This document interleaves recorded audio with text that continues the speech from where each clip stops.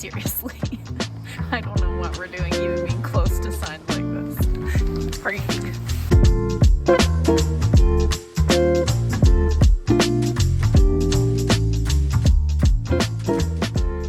We made it into Canada. Crossing the border ended up being pretty simple and straightforward. It took us about 30 minutes to get through. They just asked us a few questions and we're able to cross without any problem. There's an app called ArriveCan that you use to upload a lot of the documents that you need to enter the country, and that's tied to your passport. So when they check your passports, they pull up all that information. It makes for a pretty seamless process. We're able to just enter and head to Banff.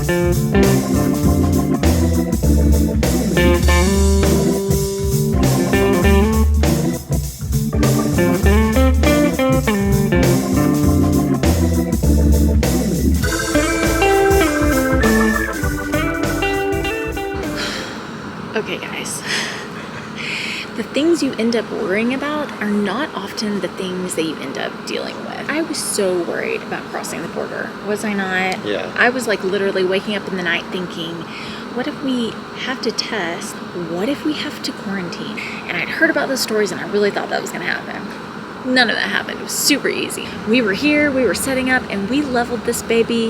It looked so good.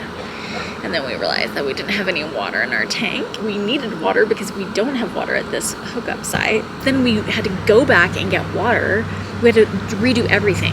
Setting up camp basically for a second time, we try to use the water and the water pump doesn't work. We luckily brought some 5-gallon cans for water, so we went and filled those up. So we'll be using those. We won't be having water again for the next couple nights, but then we'll have to get it figured out.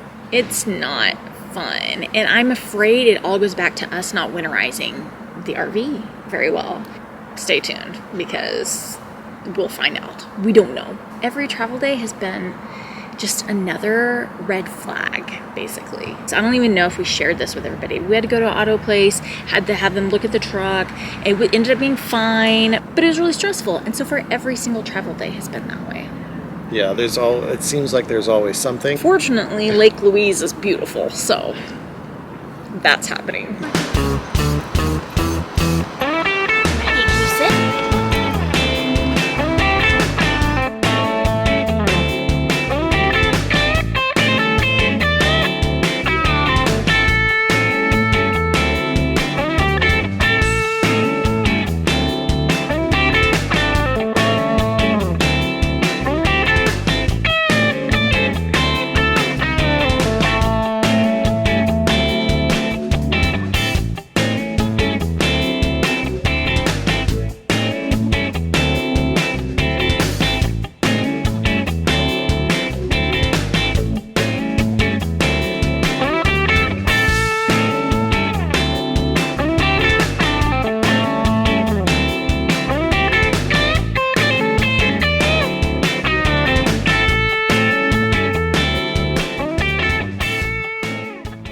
So first day here in Banff, we're in the Lake Louise area and we're looking to go on a hike.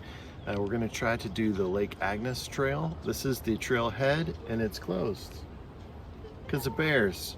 But there's a detour, so we're going to see if we can make it. If not, we'll do the Plain of Six Glaciers. So either way, we're getting in a hike. I mean, seriously, I don't know what we're doing even being close to signs like this. It's crazy.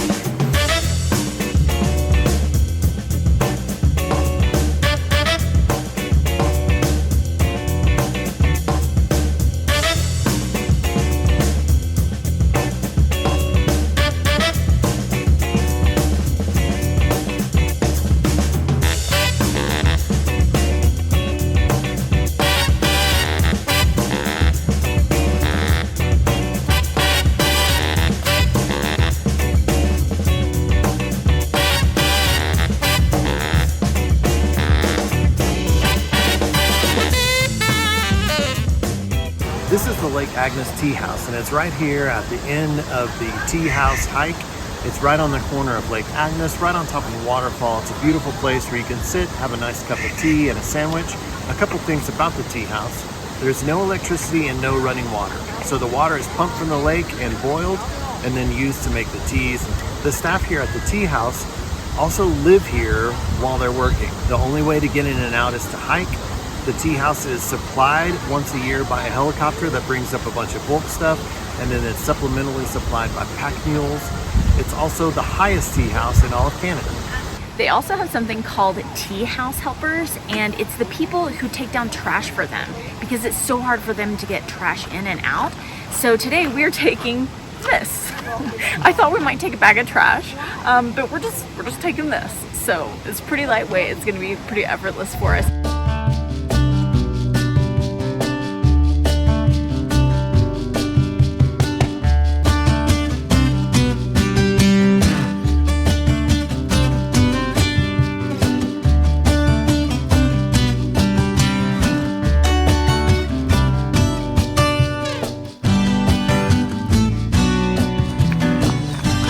Hey, Bear.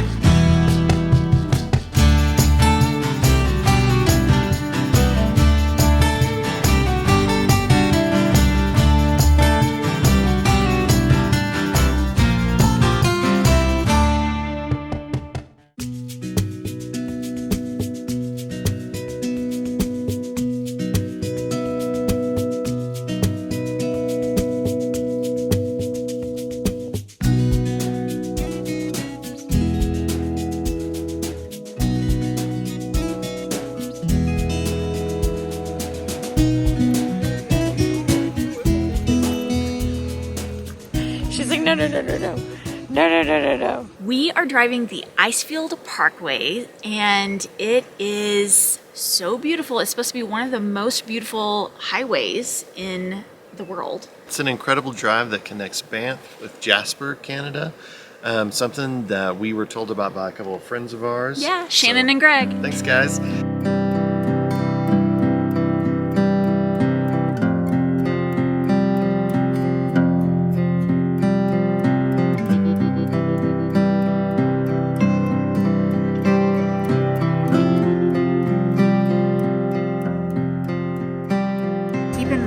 Icefields Parkway is pretty remote, so you're not going to get cell phone service. Any research you want to do on your phone as you make your way through is just, it's not possible. So something to consider if you're going to make the drive from Banff to Jasper along the Icefields.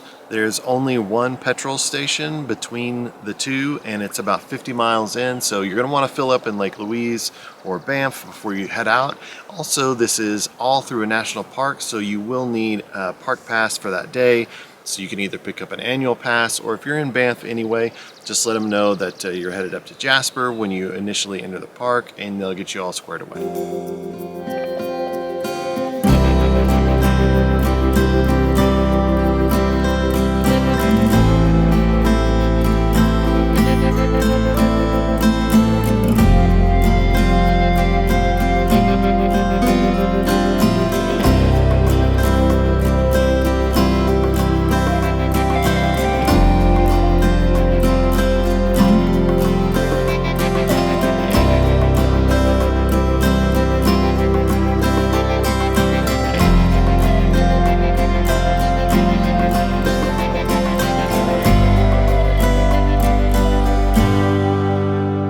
We made it to Jasper. With all the stops to take pictures and things like that. It took about 4 hours. We can already tell that Jasper is a really cute little town, and it has great views too. I can't imagine living here. It's really cute. Yeah, it's beautiful here for sure.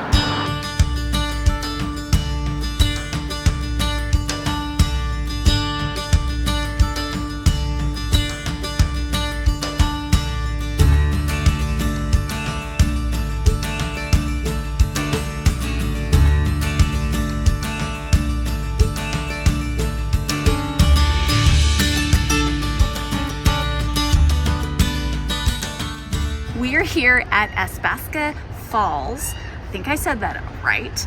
And it's along the Icefields Parkway. It is so incredible. It's also getting later in the day, and so the parking lot is crazy full.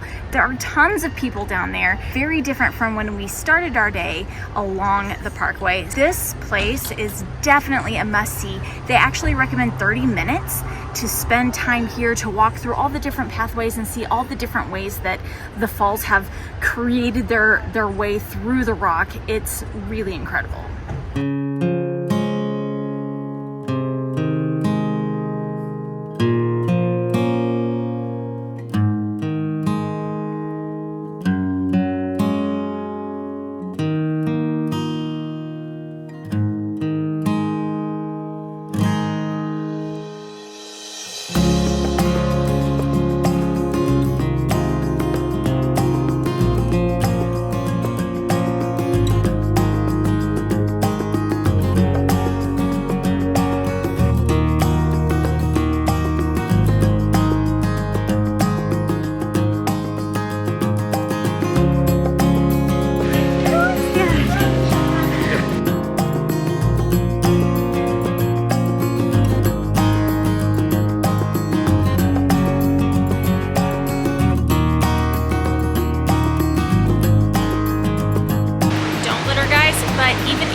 Others might, so go ahead and pick it up if you find it.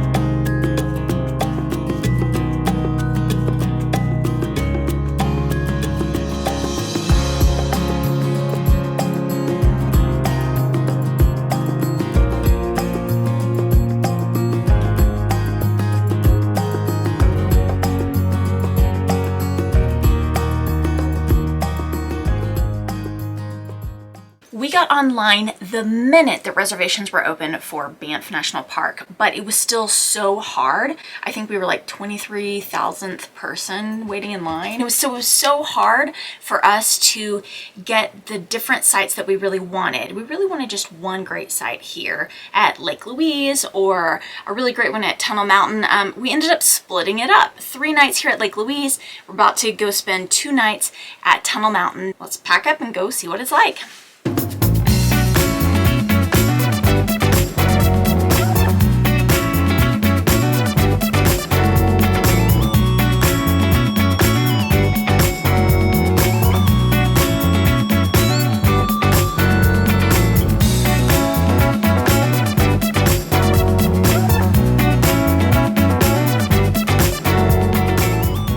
Traveling to Europe, Jamin and I have been to a lot of bus stops, a lot of train stops, a lot of different public transportation places.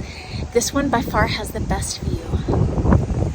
There's Banff National Park, and then there's Banff, the actual town within the national park, and that's where we are today. And I think it's the most beautiful mountain city in North America that I have seen.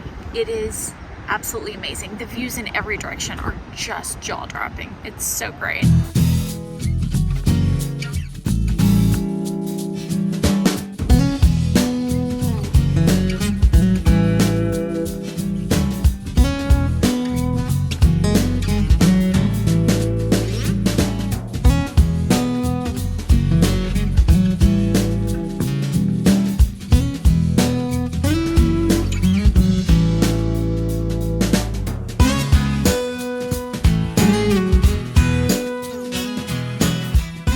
We got beaver tails, which is a delicacy here in Banff. It's a pastry with, I got the triple trip, which has a chocolate spread, a peanut butter drizzle, and Reese's Pieces. That's so gross. The peanut butter gives it that little bit of saltiness. The pastry is really thin. It's almost like funnel cake. It's pretty good. We took public transportation tonight, so we used the bus system here in Banff town. It's called Rome. Here it's free if you're coming from your campground, and then it's $2 to get back. We thought that we saw a card reader on there, so we assumed you could pay with your card. We couldn't, they wouldn't take US dollars, so the guy just let us ride for free. It was so nice. My dinner was really good and I didn't want to leave half of it. So I'm walking with it to our campsite and it's starting to get dark and I think bears might smell it. We are coming from Tunnel Mountain. So there's a Tunnel Mountain loop. We're going to take that loop around to Banff Legacy Trail and then catch the Cascade Ponds Trail, which I think is supposed to be beautiful. So we'll see.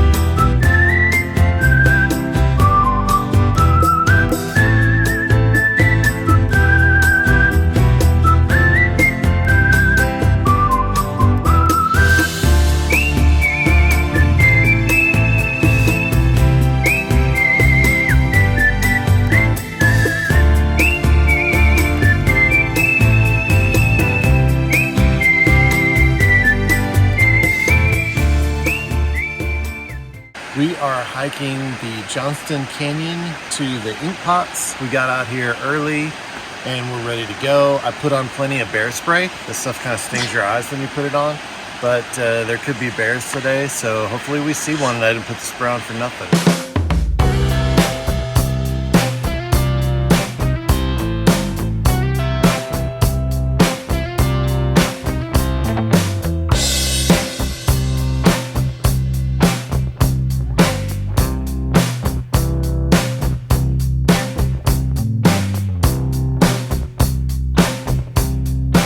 So this is the lower falls. It's just 60 meters off of the main trail. Definitely come down and check it out. There's a little cave that takes you incredibly close to the falls. It's really cool. You definitely need to make it. I'm gonna go in.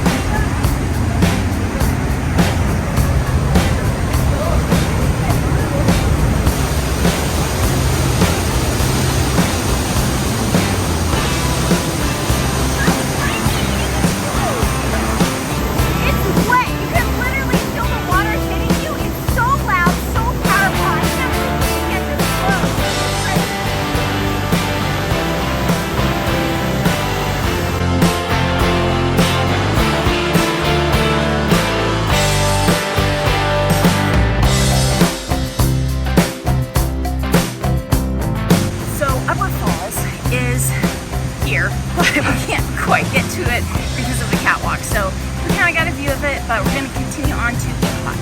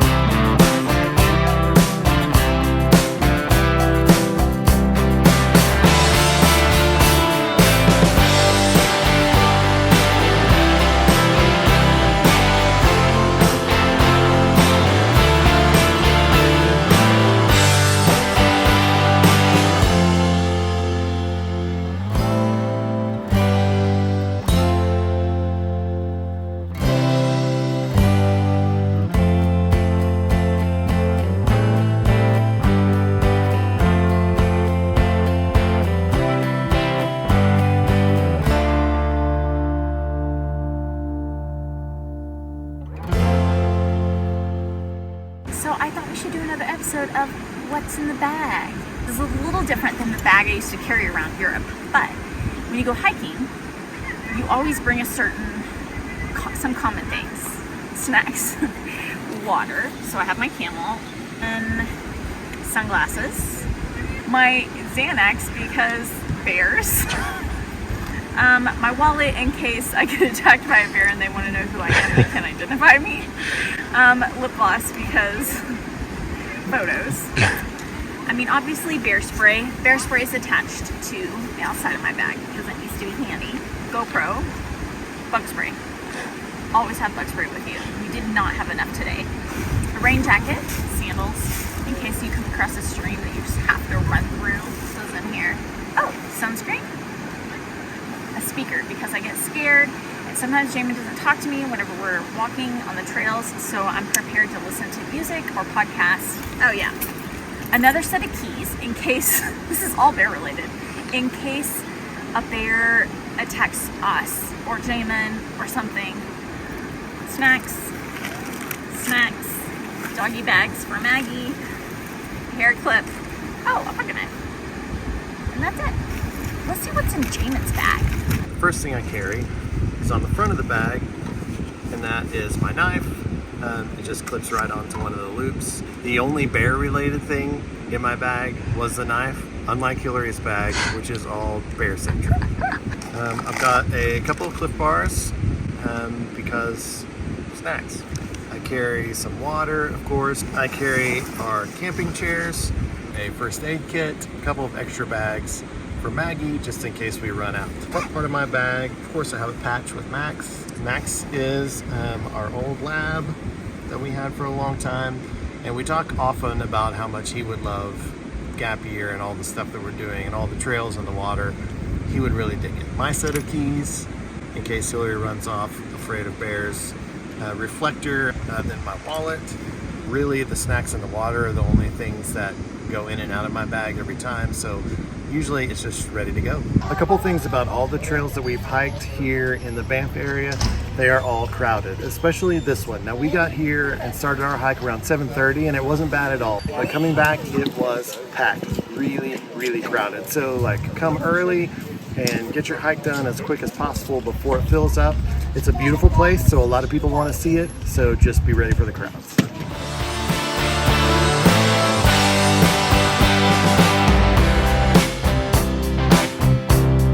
We are hitting the road, so make sure you're subscribed to come with us. Remember, life is short.